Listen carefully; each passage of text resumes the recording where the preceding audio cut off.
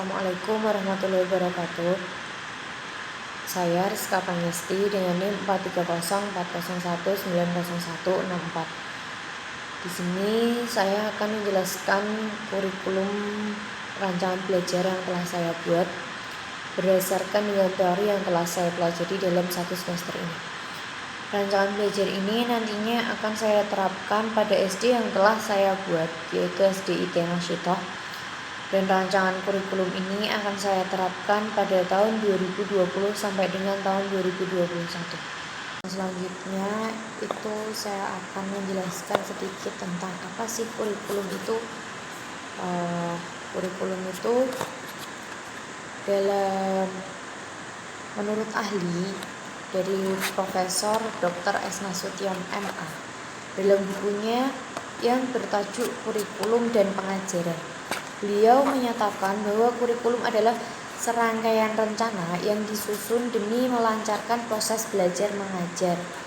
Rencana tersebut dilakukan di bawah bimbingan dan tanggung jawab lembaga pendidikan dari para pengajar di lembaga tersebut. Terus ada juga dari Dr. Haji Nana Sujana. Itu dalam bukunya yang berjudul Pembinaan dan Pengembangan Kurikulum di Sekolah. Beliau berpendapat bahwa kurikulum merupakan kumpulan niat dan harapan yang tertuang dalam program pendidikan yang mana dilaksanakan oleh guru di sekolah. Jadi dapat disimpulkan di sini bahwa kurikulum itu merupakan alat atau saran yang dirumuskan demi tercapainya tujuan pendidikan melalui proses pengajar. Terus selanjutnya ada juga tujuan kurikulum. Tujuan kurikulum itu sebagai alat pendidikan. Tentu kurikulum diciptakan bukan tanpa tujuan, bahkan kurikulum muncul dan terus berkembang agar dapat mencapai tujuan pendidikan. Tujuan utama kurikulum itu untuk mempersiapkan peserta didik agar dapat menjadi pribadi serta warga yang kreatif, inovatif, beriman, dan juga efektif ketika dia berada pada lingkungan masyarakat kelak. Selain itu, kurikulum juga bertujuan untuk mendidik dan membimbing peserta didik agar dapat berkontribusi secara positif dalam kehidupan bermasyarakat, berbangsa, dan bernegara. Selanjutnya, saya akan menjelaskan sedikit tentang teori psikologi belajar. Yang pertama ada teori Thorndike at Work. Itu Thorndike mengemukakan beberapa hukum belajar. Yang pertama ada law of effect. Belajar akan lebih berhasil bila respon siswa terhadap suatu stimulus secara diikuti dengan rasa senang atau kepuasan. Rasa senang atau kepuasan bisa timbul sebagai akibat anak mendapatkan pujian atau ganjaran lainnya. Stimulus ini termasuk reinforcement. Dari belajar stimulus respon, koneksionisme atau pada hakikatnya belajar merupakan proses pembentukan hubungan antara stimulus dan respon. Terus ada hukum kesiapan atau law of readiness. Bagaimana kesiapan seseorang anak dalam melakukan suatu kegiatan. Anak lebih berhasil belajarnya jika ia telah siap melakukan kegiatan belajar. Terus juga ada hukum latihan atau law of exercise. Stimulus respon akan memiliki hubungan satu sama lain secara kuat. Jika proses pengulangan sering terjadi, maka banyak kegiatan dilakukan, maka hubungan yang terjadi akan bersifat otomatis. Terus selanjutnya ada hukum akibat, itu law of effect. Kepuasan yang terlahir dari adanya ganjaran dari guru dan anak cenderung untuk berusaha melakukan atau meningkatkan apa yang telah dicapainya. Jika terdapat asosiasi yang kuat antara pertanyaan dan jawaban, maka bahan yang disajikan akan tertanam lebih lama di dalam ingatan si anak. Terus ada kualitas dan kuantitas hasil belajar siswa tergantung dari kualitas dan kuantitas stimulus respon dalam pelaksanaan kegiatan mengajar. Metode pemberian tugas, metode latihan atau drill dan prestis akan lebih cocok untuk penguatan dan hafalan. Selanjutnya ada teori Pavlov atau teori belajar klasik. Ia melakukan percobaan terhadap seekor anjing. Anjing itu dikurung dalam kandang dalam waktu tertentu dan diberi makan. Selanjutnya, setiap akan diberi makan, Pavlov membunyikan bel. Ia memperhatikan bahwa setiap dibunyikannya bel pada jangka waktu tertentu, anjing itu mengeluarkan air liurnya meskipun tidak diberi makanan. Dan masih ada beberapa teori lagi yang lainnya. Mungkin saya menjelaskan 2 teori dulu. Mungkin juga ada anak yang malas untuk belajar. Dan itu penyakit malas itu emang dialami sih oleh setiap anak.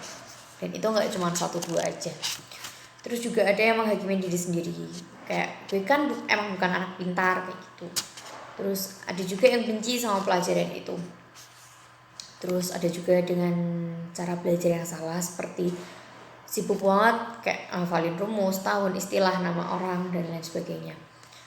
Terus semangat belajar yang gak konsisten.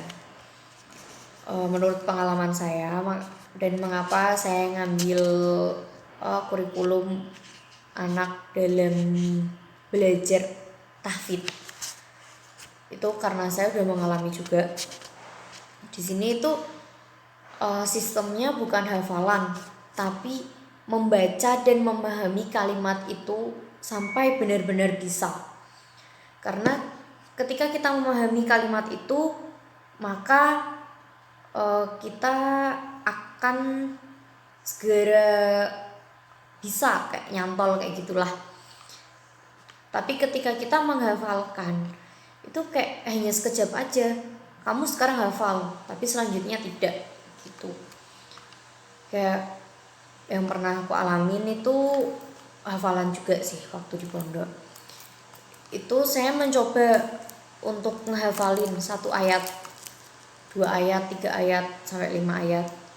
Tapi gak hafal-hafal karena dihafalin dan kita gak memahami apa itu yang di dalamnya itu tuh apa kayak gitu, kita gak memahamin. Tapi ketika kita membaca 3 kali, oh aku belum hafal, dibaca lagi 5 kali, kok aku belum hafal lagi 7 kali, belum hafal lagi, coba 11 kali sampai benar-benar hafal. Dan itu bukan dihafalin tapi dibaca.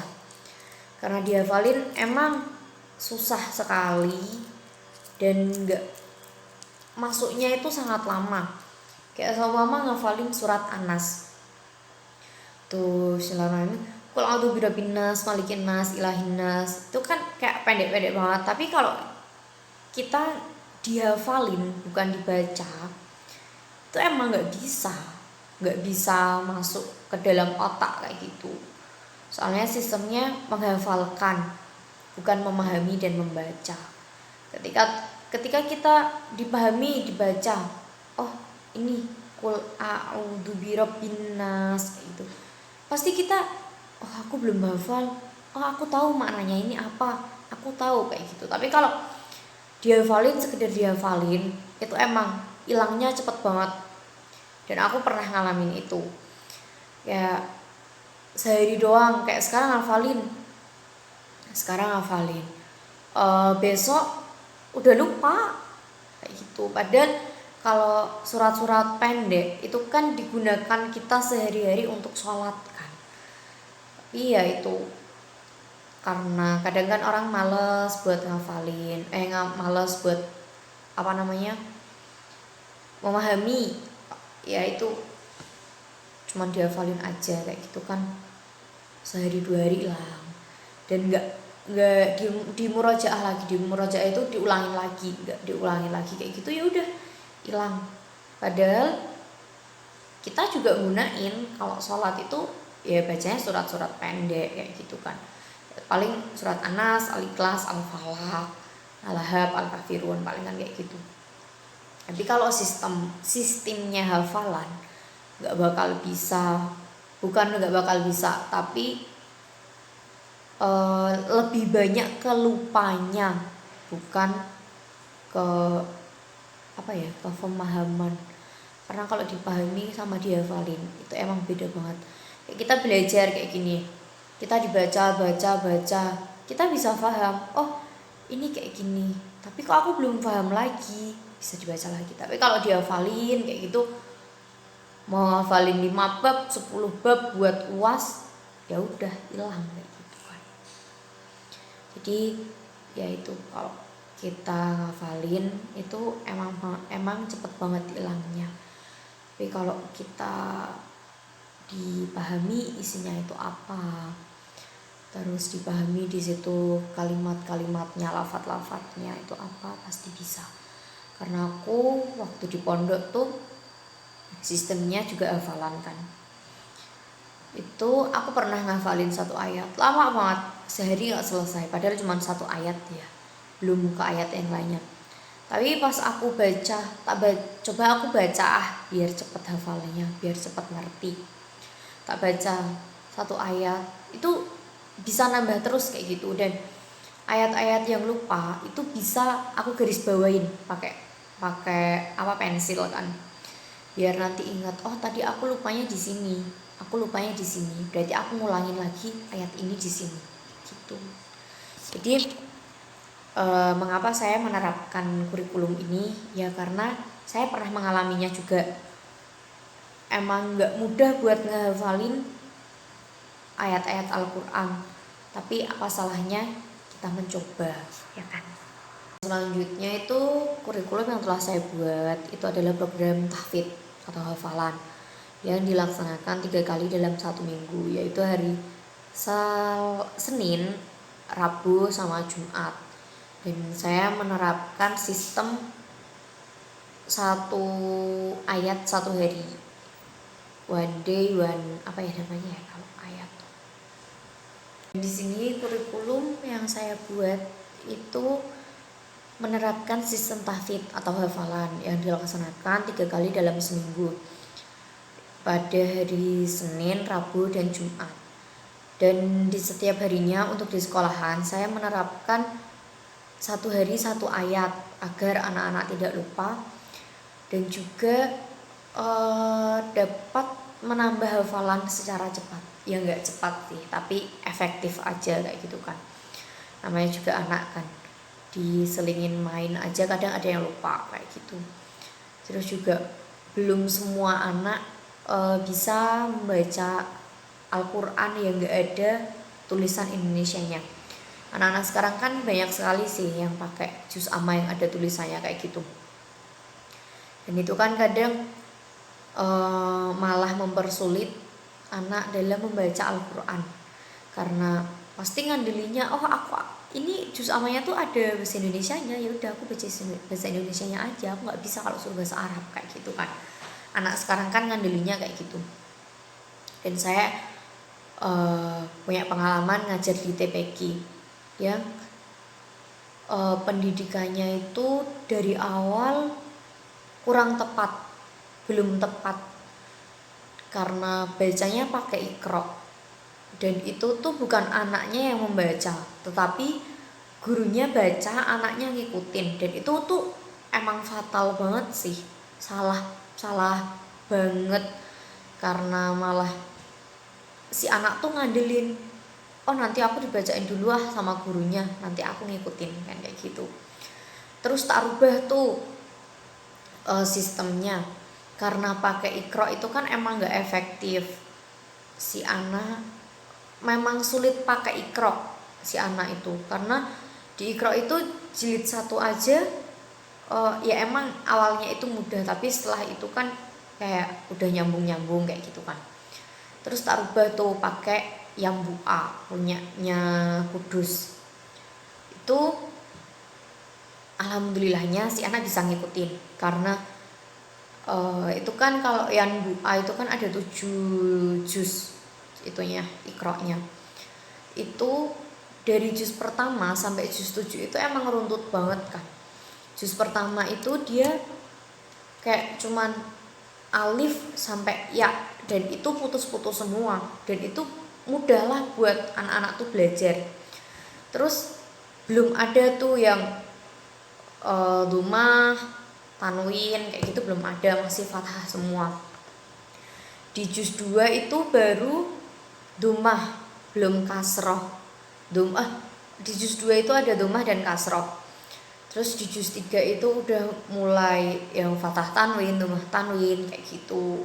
Jadi tuh anak lebih runtut belajarnya karena yaitu dari awalnya itu udah runtut.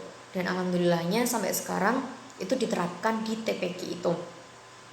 Dan anak-anak bisa mengikutin, udah nggak ngandelin gurunya lagi kan. Gitu. Jadi kalau mau nerapin program tahfidz itu emang bener-bener sulit, harus belajar dari nol dulu. Kayak kho itu kan emang sulit, kalau nyambung hak sama kho itu emang sulit, tapi ketika kita belajar terus belajar itu pasti bisa. Dan program tahfidz itu yang diutamakan bacaan, makhorijul hurufnya, dan juga tajwidnya. Ketika gurunya tajwidnya aja udah salah, gimana ke murid-muridnya? Itu kan mesti kan kayak gitu ya. Yang dilihat pertama itu pasti sekolahnya dulu. Sekolah di mana sih kok ngajinya kayak gini?